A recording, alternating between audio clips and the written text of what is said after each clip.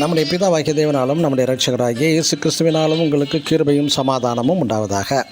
கிறிஸ்துவுக்குள் அன்பான சகோதர சகோதரிகளே, இன்று நாம் தியானத்துக்கு எடுத்துக்கொள்ள இருக்கிறதான வேத வசனம் 2 தீமோத்தேயு 2:12 அவரோடு கூட பாடுகளை சகித்தோமானால் ஆமேன். அதாவது சிலுவையை சுமத்தல். உலக மக்கள் தேவனுடைய ஆசீர்வாதங்களுக்காக பங்குடையவர்களாக முடியாதபடி தடையாக இருப்பது எதுவென்றால் பாவம். பாவத்தை போக்க அனைவருமே பலிகளை செலுத்த வேண்டிய ஒரு நிர்பந்தம் மற்றும் நமது பாவங்களுக்காக பாவமே அறியாத பாவம் செய்யாத ஒரு நபர் பலியாக வேண்டும்.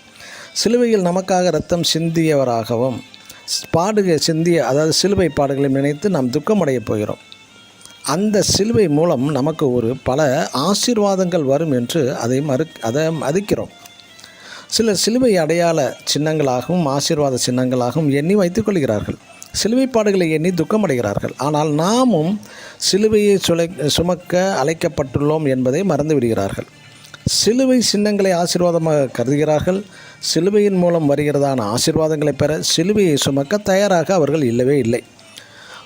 மனுக்குலத்தின் பாவங்களை மன்னிப்பதற்காகவே இயேசு சிலுவையை சுமந்தார். அதுபோல் நாமும் பிறருடைய தவறுகளை குற்றங்களை மன்னிக்கிற சிலுவையை சுமக்க வேண்டும். இயேசு கிறிஸ்து சிலுவையை சுமந்து நமக்காக ஆயத்தமாக்கின தேவ நன்மைகளை பெற நாமும் சிலுவையை சுமக்க முன்வர வேண்டும். எனவே தான் இயேசு தம்மை பின்பற்ற விரும்புவோர் அவர்களை தாங்கள் சிலுவையை சுமந்து பின்பற்ற வேண்டும் என்கிறார். லூக்கா 9:23 நாம் பிறருக்கு நன்மை செய்வதற்காக சிலுவையை சுமக்க ஆயத்தப்பட வேண்டும். ஒருவரை மன்னிப்பதும் எதிரி மீது அன்பு காட்டுவதும் தீமை செய்தவர்களுக்கு நன்மை செய்வதும் கூடாத காரியம்தான். ஆனால் அவைகளை ஏற்பதுதான் சிலுவை சுமத்தல் ஆகும். சிலுவை சுமக்க ஆயத்தமானால் தான் அவைகளை செய்ய முடியும்.